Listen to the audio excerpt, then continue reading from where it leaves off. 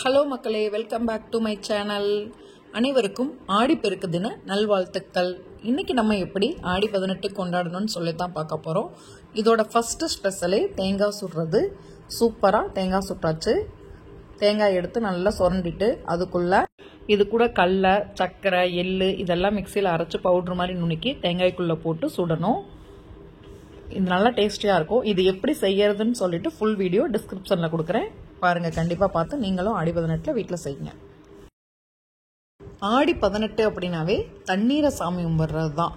குளத்துல, நம்ம ஆறு, இந்த சண்முக நதி, இந்த மாதிரி பழனியில் வந்து சண்முக நதியில் சாமி கும்பிடுவாங்க. இந்த மாதிரி தண்ணீர் நிறைஞ்சிருக்கிற இடத்துல போய் வழிபடுவாங்க. பழமொழியே வந்து ஆடி திங்களில் விதைச்சு தை திங்களில் அறுவடை பண்ணுறதுன்னு சொல்லுவாங்க.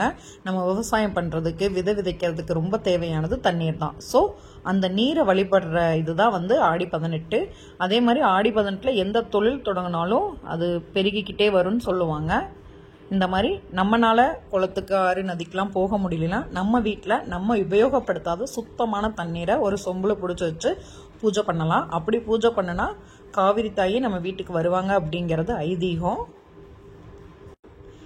நாங்கள் அதே மாதிரி தான் பண்ணணும். இன்னைக்கு பாப்பா தான் பூஜைலாம் பண்ணினா. சூப்பராக ஆடி 18 கும்பிட்டாச்சு. தேங்காய் சுட்டு தண்ணீர் வழிபட்டாச்சு.